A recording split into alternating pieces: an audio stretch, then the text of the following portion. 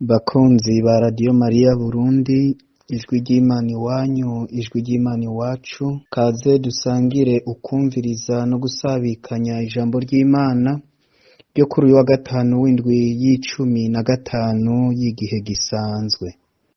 Ngibi ibisomwa tuza kuzirikana. Igisomwa ca mbere tugisanga mu gitabo c'Ihunguka kuva ku kigabane c'icumi na rimwe uhereye ku karongo k'icumi gushika ku kigabane c'icumi na kabiri kugarukiriza ku karongo k'icumi na kane. Izaburi tuza kuzirikana ni izaburi y'ijana na cumi na gatanu. Inkuru nziza nayo ni inkuru nziza nk'uko tuyishikirizwa na Matayo kigabane c'icumi na kabiri kuva ku murongo wa mbere gushika ku murongo w'umunani. Mu kuzirikana ijambo ry'Imana uyu munsi muri kumwe na Patiri Dieudonne Nshimirimana wo muri diocese ya Bubanza. Yaga Mukama umusavyi wawe ariko arumviriza. Ibyo dusoma mu gitabo c'Ihunguka.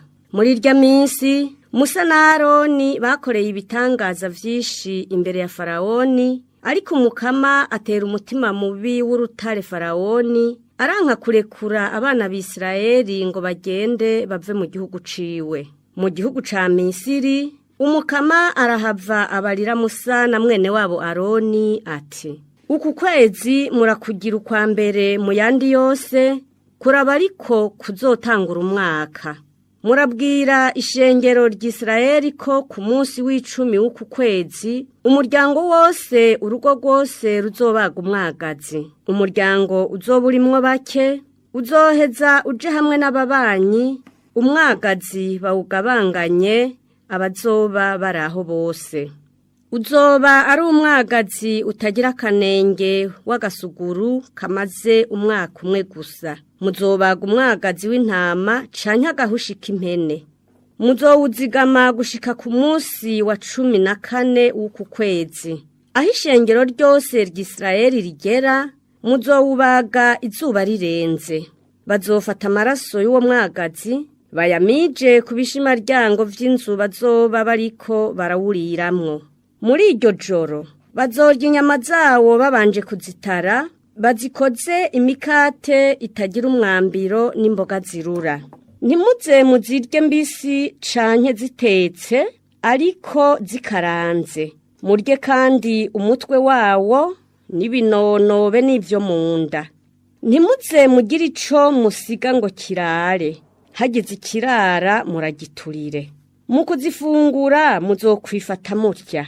Muzoba mukenyeye, mwambaye inkweto, mufashe n'inkoni mu minwe. Muzozirya vuba na vuba, kuko uzoba ari umunsi w'Ipasika y'Umukama. Muri iryo joro nzoca mu gihugu cose, nzokuraho zina mfura yose yo mu Misiri, kuva ku bantu gushika ku bitungwa. Ibigereranyo n'ibigirwamana vyo mu Misiri nzobisanzaza. Ni jewe Imana ndabivuze. Amaraso niyo azoba ikimenyetso c'inzu mukoraniyemwo. Ninabona ayo maraso nzorengana. Mwebwe ntimuzohitanwa n'amashano nzorungika gutikiza igihugu ca Misiri. Uwo munsi murame muwibuka. Murawuhimbaza nk'umunsi w'Umukama. Abuzukuru n'abuzukuruza banyu barawugira umunsi mukuru mu myaka yose izokurikira. Iryo ni ijambo ry'Imana.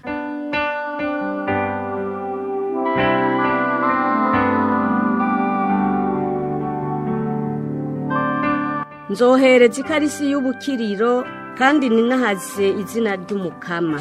Nzohereza ikarisi y'ubukiriro kandi ntabazi izina ry'Umukama.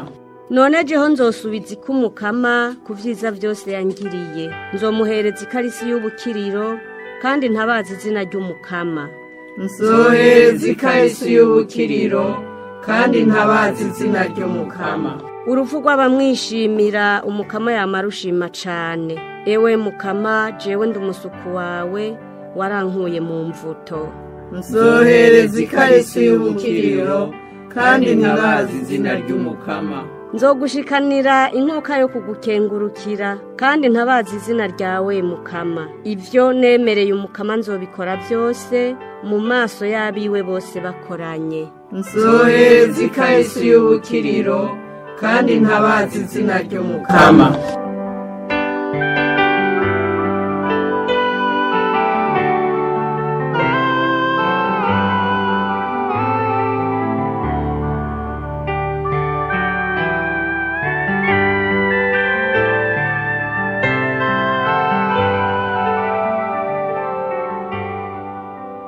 Ibyo dusoma mu nkuru nziza ya Yezu Kristu nk'uko tuyishikirizwa na Matayo. Muri irya minsi Yezu aca mu mirima y'ingano ku munsi w'isabato. Abigishwa biwe bashonje bamyoza uduhundo tw'ingano bagira ko baraturya. Abafarisayo ngo babibone baramubwira bati, abigishwa bawe bagira ikizira ku munsi w'isabato. Nawe arababwira ati, ntimwasomye ico Dawudi yagize aho yasonze abe n'abo vyari kumwe, ingene yinjiye mu ngoro y'Imana akarya imikate y'imperezwa, carazira ko barya, ntawe nta n'abo vyari kumwe kiretse abasaseredoti gusa? Canke ntimwasomye mu gitabo c'amategeko ko abasaseredoti bakora ikizira kw'isabato ariko ntibacumure? Nanje ndababwiye ko ngaha hari uwuruta igisengero. Iyo bo mwategereye ico bivuga, sinshaka inkuka mugabo imbabazi, ntimwociriye rubi izo ntungane. Nanone umwana w'umuntu aragaba n'isabato. Dushemeze inkuru nziza ya Yezu Kristu.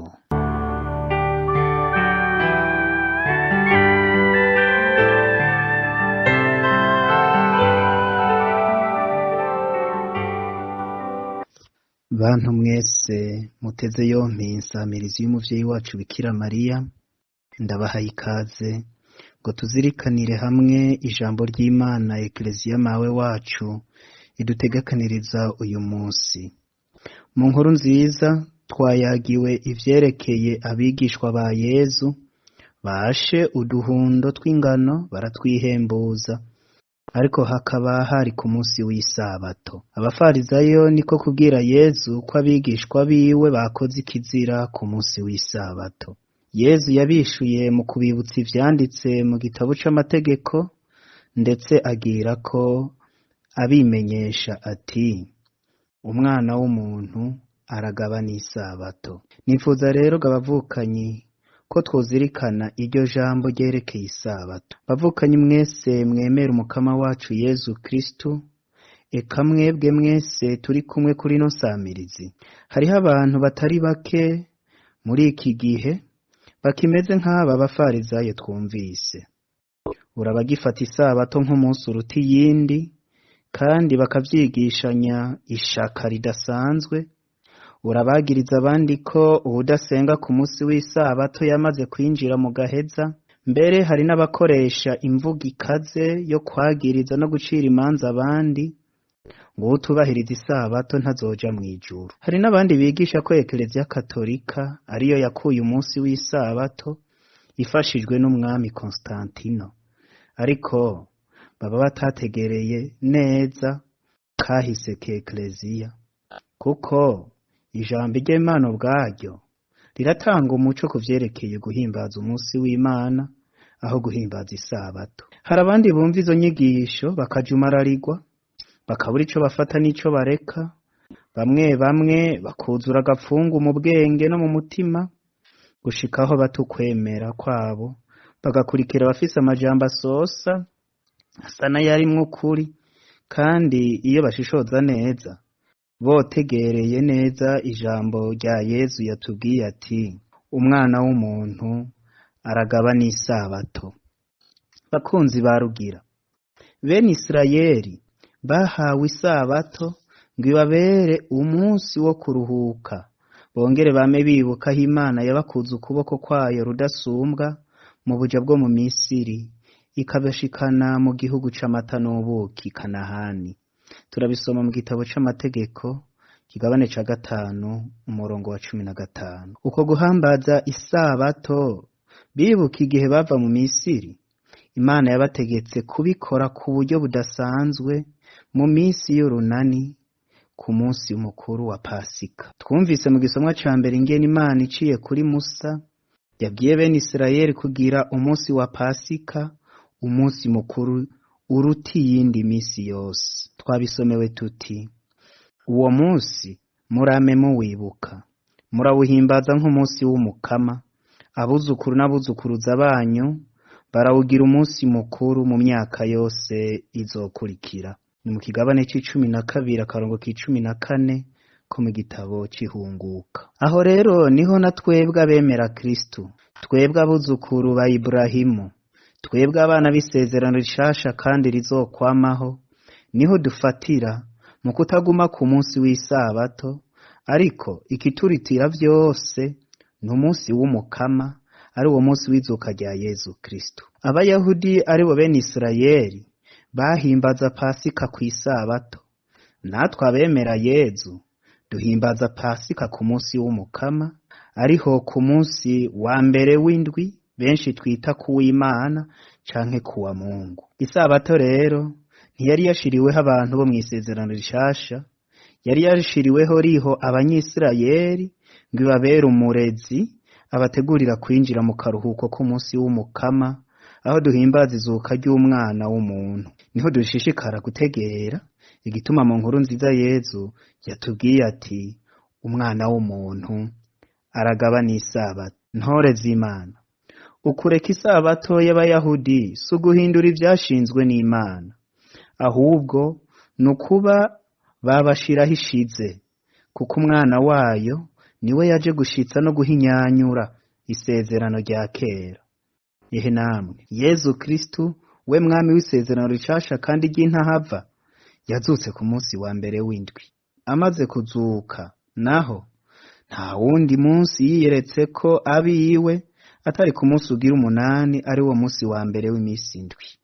Turabisoma mu nkuru nziza nk'uko tuyishikirizwa na Luka ku kigabane ca 24 akarongo ka mbere. Inyuma yo kuzuka ku munsi wa mbere w'indwi nyene niho Yezu yagize umugirwa wo guhereza inkuka, twavuga ko ari misa ya kino gihe, igihe yasigurira ivyanditswe vyeranda abigishwa b'Emawusi, akagira kabamanyurira umukate bakabona kumumenya. Tubisoma mu nkuru nziza dushikirizwa na Luka mweranda kigabane ca 24 uhereye ku karongo k'13 gushika ku karongo ka 35. Umwana w'umuntu aragabana isabato.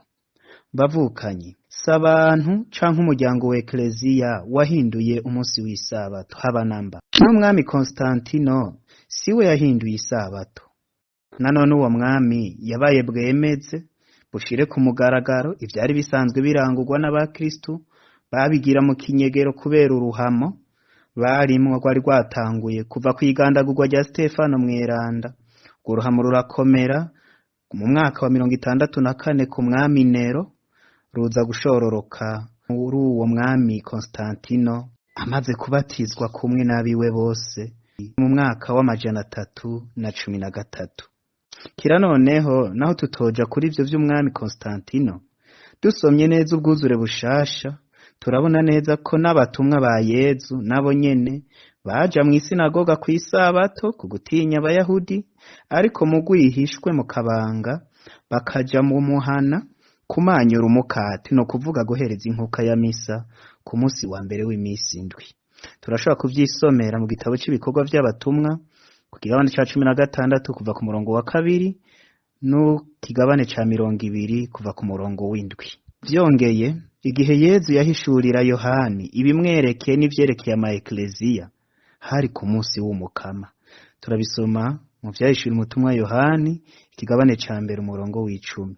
N'umutumwa Paulo yandikiye abakristo b'Anyakorosi ko batokumviriza babahinyura canke ababagiriza mu vyerekeye isabato. Turabisoma mu ibaruwa Paulo yandikiye Abanyakorosi ikigabane ca 2 umurongo w'16. Umwana w'umuntu aragabana isabato. Bavukanye mwese, nimuze dukurikiza akaroro k'umukama wacu Yezu, duce mu makanda yiwe. Twisunze kandi akaroro k'abatumwa, tumenye ko turi abana b'isezerano rishasha. Ntitugume mu vya kera, kuko kuguma mu ivy'isabato ni ubundi buryo bwo guhakana ko turi abakirisu. Tuba twemeye ahubwo ko turi bene Musa, kandi Musa mushasha yaramaze kuza arashika, ari we Yezu Kristu, we agaba ibihe n'imyaka.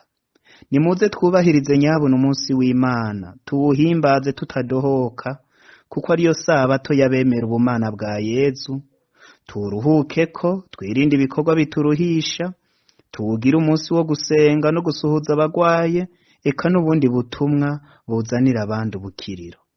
Erega yemwe, umunsi w'umukama n'umunsi wa Kristu yazutse, kuko uwo munsi duhimbaza ishimikiro ry'ukwemera kwacu, ari ryo zuka rya Yezu, nk'uko Pawulo abitubwira aciye mu ibaruwa rya mbere yandikiye Abakorinto ati: niyo abakristo atazutse, ibyo twigisha ni ubusa, kandi ukwemera kwanyu ni ukw'ubusa. Abakorinto ba mbere kigabane c'15 umurongo w'14. Umunsi w'Imana kandi ni umunsi w'ingabirano ya mutima, ni Pasika ya burindwi, ni umunsi wa Ekleziya, ni umunsi w'ihwaniro ry'Ukaristiya.